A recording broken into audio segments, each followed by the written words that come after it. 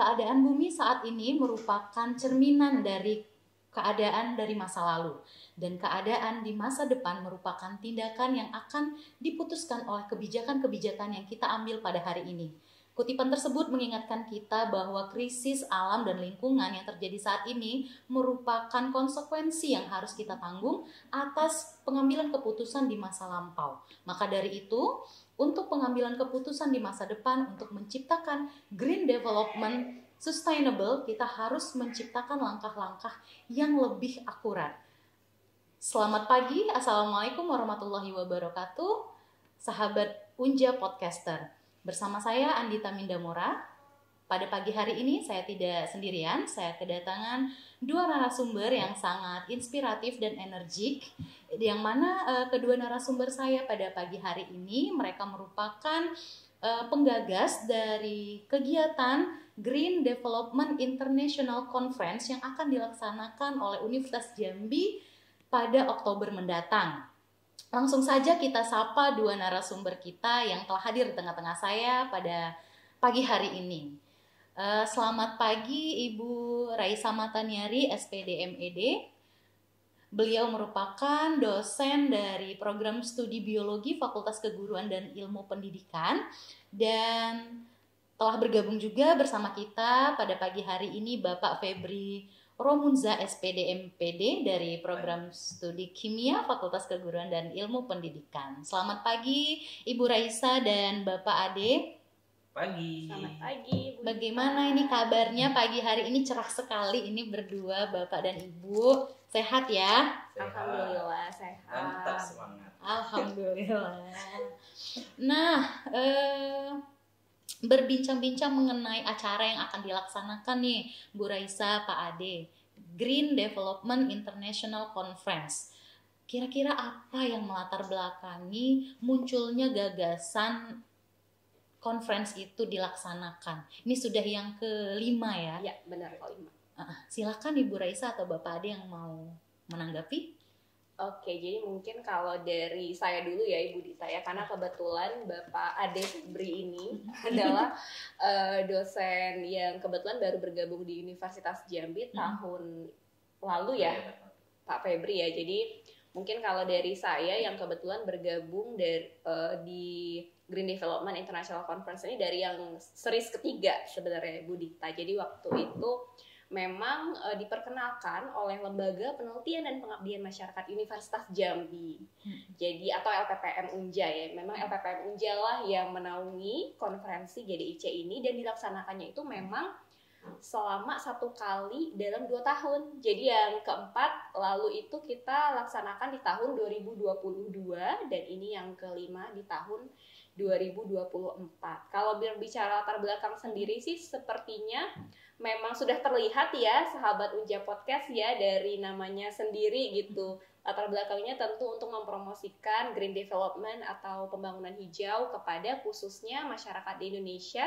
Dan karena kita juga konteksnya adalah konferensi internasional jadi ingin menghimbau masyarakat luas, terutama akademisi secara global juga untuk ikut care nih seperti yang tadi Ibu Dita jelaskan ya sahabat Unja Podcast di depan di awal podcast ini, untuk seluruh dunia secara global itu care dan saling peduli terhadap pembangunan hijau yang mana nantinya itu membawa kita untuk mewujudkan tujuan pembangunan berkelanjutan atau Sustainable Development Goals. Oke, berarti GDIC ini merupakan salah satu platform untuk sesama pencinta lingkungan dan juga pemerhati lingkungan juga ya dari berbagai aspek keilmuan untuk saling berdiskusi gitu ya, Bu Raisa dan Pak Ade. Sedikit saya tambahkan, kebetulan di sini kami berdua yang di sebelah kanan saya ini Bu Rasia ini Ibu Raisa ini sebagai ketua pelaksana.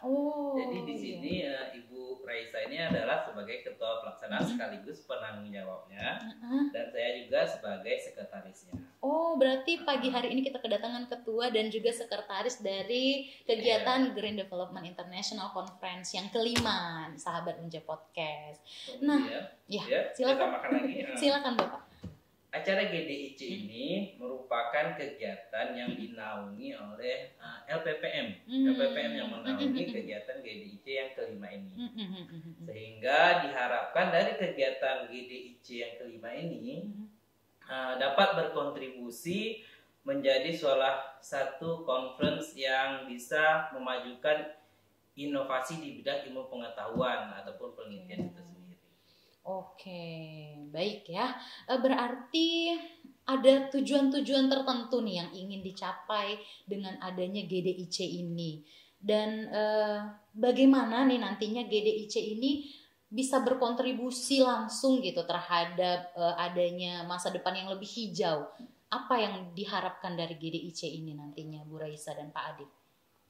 Kalau misalkan tujuan dari GDIC ya, pastinya tema umumnya itu adalah yang pertama kita menghadirkan platform atau ranah untuk berdiskusi. Jadi sesama akademisi atau mahasiswa juga kita invite ya, mahasiswa S1, S2, S3, nggak cuma dosen aja ya, Pak Febri ya. Jadi kita invite juga para mahasiswa, akademisi, dan mungkin juga para praktisi juga kalau berkenan silakan gabung untuk mendiseminasikan penelitiannya atau studinya di GDIC, karena tujuan GDIC ini adalah sebagai platform diskusi tadi.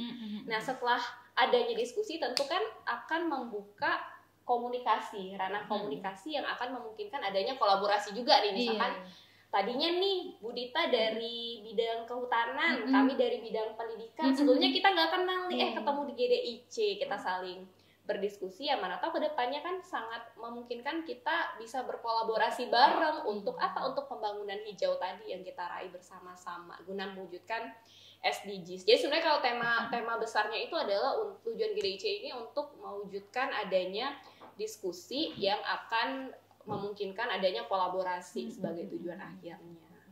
Oke. Publikasi juga ya Pak Febri, sebagai tujuan GDIC juga ya pastinya ya. Oke, berarti Bu Raisa dan Pak Febri, GDIC ini bukan hanya tentang 1-2 orang, bukan hanya tentang pemangku kebijakan, tetapi mahasiswa juga ikut berkolaborasi. Artinya GDIC ini adalah kita semua ya, karena kita semua yang menginginkan nantinya masa depan Indonesia yang berkelanjutan.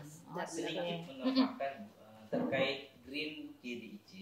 Di sini yaitu para dosen nantinya ataupun para peneliti yang berkontribusi terhadap acara GDIC ini dapat mendukung dan menerapkan pembangunan berkelanjutan atau pembangunan hijau itu sendiri. Kemudian juga terkait dengan adanya penelitian-penelitian yang beredar di kalangan dosen, yaitu untuk mendukung tentang pembangunan hijau. Oke, baik. Jadi sudah jelas ya sahabat Unja Podcast yang sedang menyaksikan podcast ini pada kesempatan-kesempatan yang lain ya, yang sedang membuka liputan ini, bahwa GDIC ini bukan hanya tentang 1-2 orang, bukan hanya tentang pemangku kebijakan ataupun tentang dosen dan para ilmiah gitu ya, tapi ini adalah tentang kita semua, karena kita yang menginginkan tadinya ada pembangunan yang berkelanjutan dan keberlanjutan masa depan di lingkungan kita. Oke, Bu Raisa dan Pak Ade, GDIC ini tentunya butuh ya pemikiran-pemikiran yang kreatif, kemudian inovasi-inovasi yang terbaru di bidang pembangunan hijau itu sendiri. Bagaimana nih seleksinya ya, seleksi dari peserta, kemudian narasumber dan presenternya nanti yang akan mempresentasikan hasil penelitian apa? Bagaimana tahapan untuk bisa lolos disaring untuk bisa ini layak nih untuk tampil di GDIC, yang ini tidak, atau bagaimana Bu Raisa penjelasannya? Oke, kalau terkait seleksi sih sebenarnya nanti nggak ada audisi ketat ya. Apa itu sebenarnya klasik sih seperti konferensi pada umumnya. Jadi bisa sahabat podcast Unja bisa buka langsung di link registrasi kita. seminar.unja.ac.id. Udah hafal ya saya. Saking seringnya mungkin yang mempromosikan bersama Pak Febri juga. Ya, nanti di situ bisa klik GDIC atau bisa klik juga langsung di link yang sudah disebarkan melalui spanduk GDIC. Jadi kita udah menyebarkan juga nih Bu Dita. Di website kita juga udah ada gdic.unja.ac.id, itu langsung ada link registrasinya. Sebenarnya biasa lah, sama seperti pendaftaran biasa, silakan langsung isi identitas Anda, lalu juga upload abstrak dong pastinya ya. Kita kebetulan belum bisa kayak cek kodam ya dari nama bisa apa enggak gitu ya, tapi dari abstrak pastinya akan diseleksi oleh divisi karya tulis ilmiah dari GDIC 5. Nanti silakan ditunggu LOE atau Letter of Acceptance yang akan dikirimkan Bu Dita kepada masing-masing para partisipan atau calon partisipan yang udah registrasi tadi di link tersebut. Nah, untuk kelulusan ini itu memang menunggu beberapa waktu karena kan tadi ya abstraknya harus dibaca dulu. Kalau kita saat ini itu menentukan rentang waktu pengiriman LOE atau masa tunggu untuk peserta menunggu pengumuman kelulusan itu dari tanggal 15 Juli sampai dengan 28 Agustus 2024. Karena udah banyak juga nih Bu Dita ya Pak Febri ya, kebetulan yang nanya ke kita baik di email, baik yang visit, secara langsung visit juga ke sekretariat kita yang mana itu di lantai 1 LPPM Unja.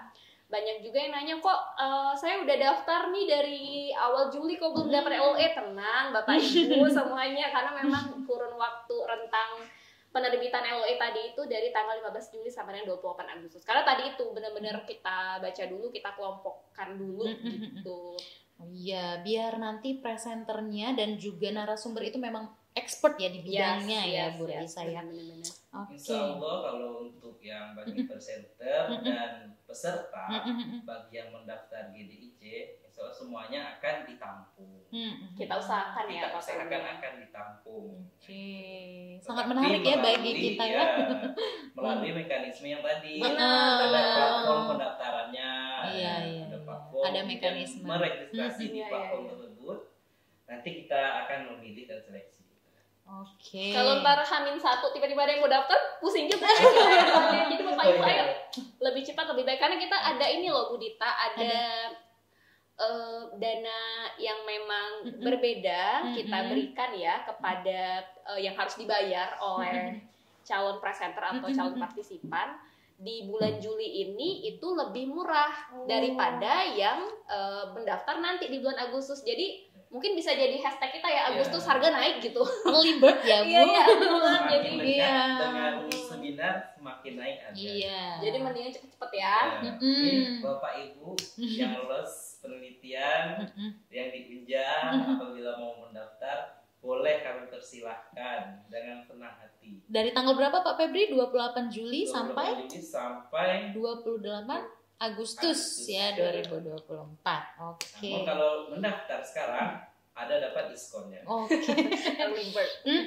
Menarik sekali ya. Nah, acaranya ini kapan akan dilaksanakan ini Bu Raisa dan Pak Febri? Boleh saya jawab? Silakan. Acaranya itu dilaksanakan kurang lebih tanggal 9 Oktober ya Bu Raisa. 9 Oktober ya. Bertempatan di Swiss Bell Hotel Jambi. Itu kita 9 Oktober di Swiss Bell. Catat ya tanggal dan waktunya di Swiss Bell Hotel tanggal 9 Oktober 2024 ya sahabat Unja. Jangan sampai terlewat karena mungkin banyak sekali hal-hal menarik yang akan dihadirkan oleh GDIC 5 kali ini ya. Bagaimana pengalaman sebelumnya Bu Raisa? Pak Ade baru ikut tahun ini ya? Saya kebetulan baru ikut tahun ini. Oh, baru ikut tahun ini. Berarti Bu Raisa ya ini yang punya ranah untuk menjawab ya. Sudah malang melintang. Ya silakan Bu Raisa, gimana perbedaan antara GDIC 1 sampai GDIC 4 dan bagaimana GDIC 5 ini nantinya akan menjadi suatu terobosan mungkin ya, suatu gebrakan yang berbeda nih daripada yang lainnya, apalagi diketuai sendiri nih oleh Bu Raisa. Silakan Bu Raisa. Jadi sebenarnya pastinya kalau terkait GDIC atau Green Development International Conference itu masih ada yang jauh lebih senior lagi ya. Jadi rencana kita nih Ibu Dita kita bakal adakan beberapa episode podcast kita ya, semacam series seperti itu. Mudah-mudahan di podcast GDIC pada episode selanjutnya itu kita bisa mengundang Bapak Ibu senior kita semua yang sudah berkecimpung di GDIC dari GDIC pertama gitu ya, jadi bisa lebih bercerita lagi. Tapi mungkin di sini saya merepresentasikan yang udah gabung GDIC dari GDIC 3 lah ya, waktu itu kebetulan waktu COVID. Kalau bisa dikatakan sebenarnya GDIC itu pastinya selalu mengundang keynote speakers itu yang memang experts di bidang masing-masing. Contohnya seperti yang GDIC 3, GDIC 4 sama GDIC 5 yang kita adakan tahun ini itu kebetulan sih kita memang selalu rutin mengundang bisa dikatakan adalah kolega kita lah ya dari negara Australia. Itu kebetulan memang rutin tuh dari GDIC 3 sampai dengan GDIC tahun ini, karena kita memang selalu menjalin kerjasama dengan kolega kita dari Australia. Begitu juga dengan kolega-kolega kita dari negara lain. Contohnya di GDIC 5 ini kita mengundang juga kolega kita dari India. Beliau pernah berkolaborasi juga kepada kita beberapa tahun lalu di bidang budaya kebetulan. Lalu kalau misalkan dikatakan apa perbedaannya pada setiap GDIC yang kita selenggarakan, itu pastinya di bagian tema ya, Bu Dita dan Pak Febri ya. Nah, GDIC 5 ini karena memang kita itu melihat perkembangan zaman saat ini semakin kekinian ya, maka kita mengusung lebih kepada elemen dunia digitalnya. Jadi bagaimana kita membawa dunia digital ini ke arah yang kemudian bisa memungkinkan kita untuk meraih tujuan pembangunan berkelanjutan atau SDGs tadi. Maka dari itu kita kembali hadirkan kolega kita dari Australia, dari Monash University. Itu ada 2 orang dan beliau akan berbagi khusus terkait tema digital dan pendidikan, terutama pendidikan tinggi ya, karena kita universitas ya, dalam bidang digital ini bagaimana sih baiknya sehingga bisa meraih SDGs tadi. Itu bisa menjadi salah satu yang bakal rugi banget nih kalau dilewatin sama Bapak Ibu sekalian yang belum daftar di GDIC. Dan para mahasiswa juga ya. Iya, pastinya. Nah, kalau misalkan gebrakan lain ya, dalam tanda kutip, kita mau surprising juga sih ya. Karena pada episode podcast berikutnya kita bakal khusus bisa jadi bareng Bu Dita juga nanti ya, bersama-sama kita bakal khusus membahas terkait dengan rincian acara GDIC 5 itu mau ada apa-apa aja. Jadi mungkin kita keep dulu ya untuk kali ini ya. Penasaran. Oke, bisa nanti nge-rap ya atau nyanyi. Dismiss kan nggak tahu juga.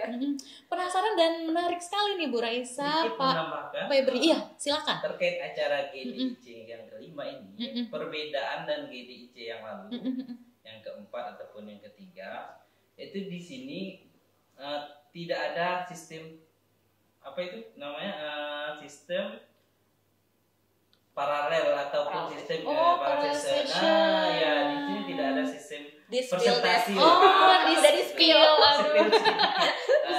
sedikit ya. Jadi penasaran nih. Tidak ada sistem paralel session itu ataupun sesi presentasi bagi pemakalah itu di sini acaranya dikarenakan hanya 1 hari ya. Nah, di sini nggak ada. Aduh, penasaran nih. Sobat Unja Podcast juga pasti penasaran. Bagaimana ya sistem presentasinya tidak ada parallel session di seminar atau konferensi internasional ya. Nanti ini mungkin di spill sekarang atau nanti nih Bu Raisa? Bagaimana Raisa? Sebenarnya detailnya boleh nanti di spill ya sama teman-teman dari divisi acara. Cuman menambahkan sedikit dari yang sudah disampaikan Pak Febri, itu benar banget Bu Dita. Jadi memang konsep kita adalah bagaimana kita hadir di tanggal 9 Oktober tersebut pada GDIC ini untuk fokus mendengarkan materi dari narasumber kita yang pastinya para experts di bidangnya, dan juga kita saling berdiskusi dan membangun network tadi. Nah, sementara kan kalau yang GDIC lalu itu kita hari-hari kedua energi kita itu disibukkan dengan deg-degan nih mau presentasi atau keriuhan kita, ini aku ruang berapa ya, paralelnya di ruang mana ya. Nah, sebenarnya itu yang mau kita coba bedain sih di tahun ini. Jadi di GDIC 5 ini gak ada lagi yang namanya energi kita habis dalam ikutan di parallel session ataupun kita deg-degan mau tampil karena tampilnya live gitu ya di ruang masing-masing. Namun esensinya pastinya tetap ada. Peserta nanti akan mengupload atau mengunggah video presentasi mereka itu di link yang sudah disediakan panitia. Gitu. Jadi esensinya tetap ada. Jadi apa yang mereka presentasikan itu tetap tersebarkan, akan kita kompilasi gitu ya.